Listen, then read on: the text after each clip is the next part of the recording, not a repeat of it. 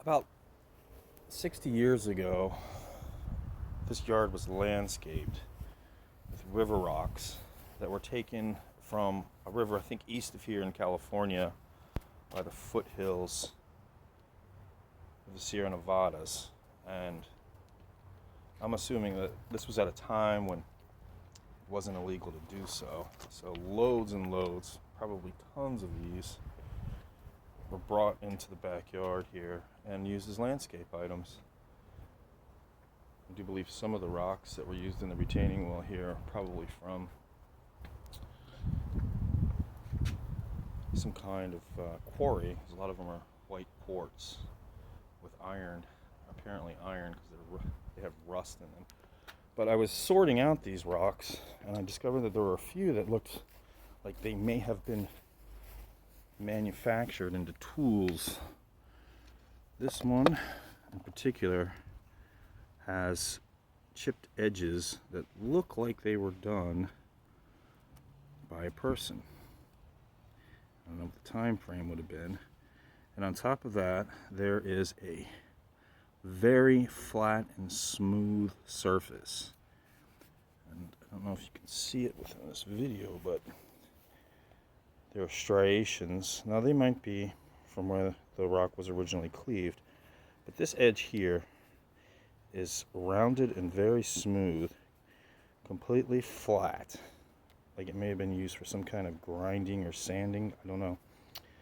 And then this edge, those look manufactured. Now I'm not discounting the possibility that this rock broke, got smoothed down somehow by erosion in the ancient past, and then was then uprooted again, and as it was tumbling down the river, these edges chipped off.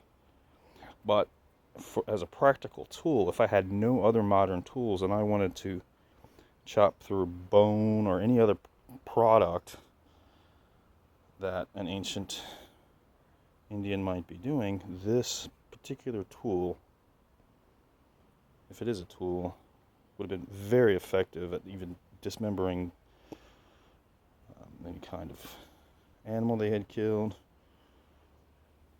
or scraping in this motion over a hide, because it's flat here and you could just run this along a hide and probably do a pretty good job of coming up with a finished hide product. And it's heavy, it weighs about 2 pounds, so there would be a lot of downward force for it used to chop items. And I don't know how this surface would have become so flat and smooth without some kind of usage or manipulation to get that. But it's totally possible that it happened in a natural environment. This tool, or rock if that's all it is made of a denser material. And this edge looks like it was lapped and chipped to create a serration here. And in fact, these serrations are still razor sharp in some locations, but fits right in the palm of the hand right here, very comfortable. Put your thumb here. And on this end, you have breaks come down this vertical edge here into a point. There aren't too many of these rocks in this collection of rocks that were brought in, this particular type, but it's glass-like. I don't know if it's chert, but it's very close to a flint-like material. And the reason I picked it up is because of this edge. Looking like I could use this for a tool. In fact, you could probably scrape and whittle down wood shafts with this very easily. This one I'm not sure about. There's others like it. It's the least tool looking piece, but it has these what look like chipped edges from the round side, and it creates this flat surface here. It fits in the palm hand. And then there's this interesting groove here that looks like it was honed down somehow, and maybe it was used with a haft. I'm not sure, but And there's this a much more recent break right here than the breaks that surround it, because it's a lot cleaner looking, and now that could have happened recently from being in a load of rocks. But there is some weathering on this edge, like it has been like this for quite a long time, as opposed to this edge here, which looks like a newer break.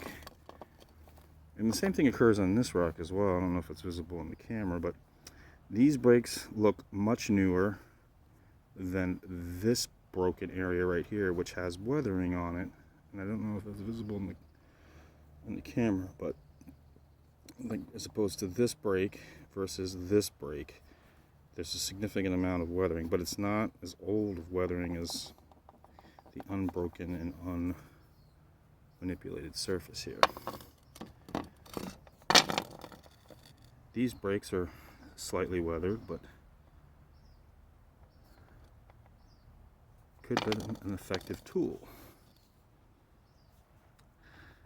And I know that there were Indians inhabiting those areas of the foothills of the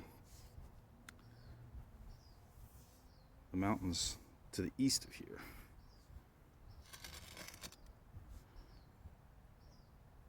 The Sierra Nevadas and the Sierra Nevada foothills is where many streams come down and erode the river rocks. Anyway, if anybody knows if these could be tools or not, I'd like to know from an expert point of view, or if I just have broken rocks here.